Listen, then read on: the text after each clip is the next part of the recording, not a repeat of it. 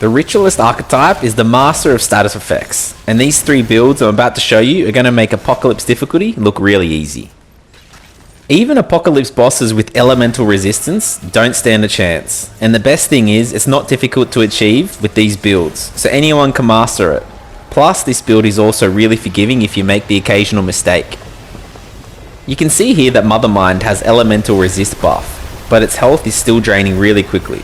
The first build is focused on maximum elemental damage, whereas the last build will be adding Misty Step Evade for anyone that wants a little bit of an easier time on Apocalypse. I'm going to jump straight into the build we're using here.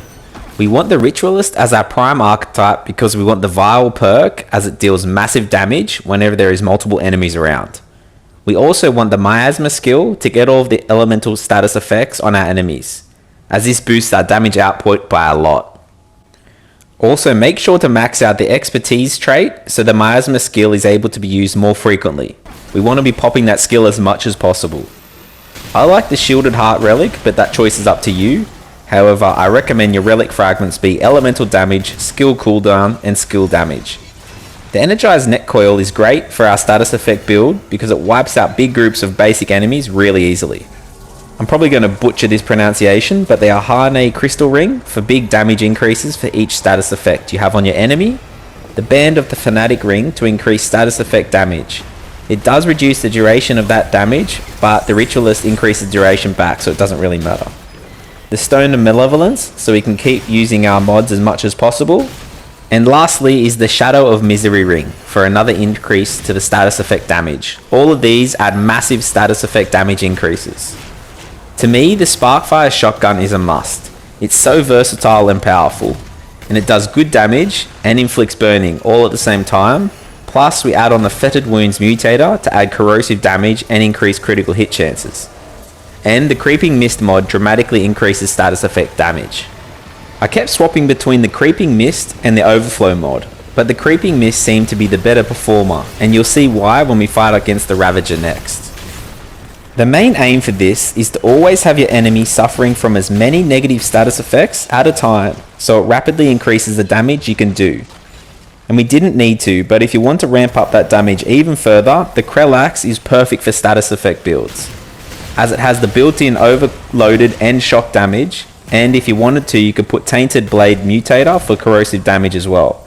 But for bosses, I go with the Stormbringer, because it lowers the enemy's resistance to status effects by another 10% on charged hits, which means you really start melting that health bar even more. For your sidearm, you can have whatever you prefer, but make sure you can equip the Firestorm and Maelstrom onto it. This mutator will have our Fire Tornado doing 10% increased damage for each elemental status effect on the enemy, which makes for some massive damage. This next build is just a variation for bosses that actually come up close to you and will therefore bring that Fire Tornado with it. We didn't have to worry with the flying bosses, but so we don't melt away, we have to add in a maxed out kinship trait. You'll have so many firestorms burning at the same time that you'll be very thankful that they can't kill you. Especially with the maxed out amplitude trait, they'll have a massive reach and you'll get sucked in every time. It's a lot easier now that our trait cap has been lifted to 85, so we don't have to lose too much power. The essential traits you want to keep maxed out will be Fortify, Untouchable, Kinship, Expertise, Barkskin, Amplitude, Siphoner, and Fitness. And make sure you keep that amplitude there because that's exactly what we need for the massive coverage and damage.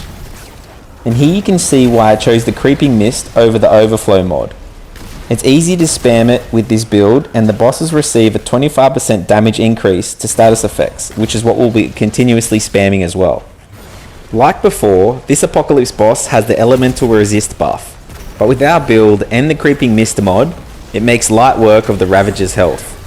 If you keep your Firestorm spread out, it will usually reach the Ravager and keep him burning, plus it's really good for burning those really annoying roly-poly enemies he spawns in. Due to the massive status effect damage and the Siphoner trait maxed out, you can see just how fast we regenerate our health. If you feel you're being overwhelmed, you can pop Havoc form for the health regen and quick dodging of any of the attacks. But as far as raw power, you're much better off to continuously pop Firestorm and Creeping Mist. Now for the final Ritualist build that makes these Apocalypse bosses feel so easy. It's a great option if you are trying out Apocalypse or Nightmare difficulty for the first time. And like I said earlier, it keeps the big status effects, but adds in the Misty Step ability for us, so we can easily evade incoming attacks. This is in addition with the maxed out Untouchable and Fitness traits to allow us to evade long distances and increases the window we can't take any damage in. There is a few amulets that allow the Misty Step, but you need to use the Talisman of the Sun amulet, as it pairs perfectly with our status effect build. Your Firestorm is really going to be the Punisher now. As we know, the trade-off for Misty Step evading is it converts portions of our health into grey health, meaning you can accidentally get your health really low, which makes you vulnerable to dying to one hits from enemies. To counter this, you can use the Tranquil Heart, or I prefer the Quilted Heart. When active, you won't lose any health at all and it remains active for long periods of time. And using this relic as a Ritualist will remove any negative status effects from you and put them on your enemy, so it's a win-win. Unless you're the Ravager, of course. I'll show you what items makes this build work. It's very similar to the previous build, only with the additions of the Talisman of the Sun amulet and the Ring of Omens, and the Quilted Heart of course. Once you get used to using Misty Step evading, normal evading just feels so slow. It makes it so hard for your enemies to hit you when using the Misty Step, it's just so much fun.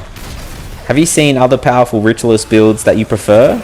If so, please tell me in the comments below, as it's great to see all the good ideas out there.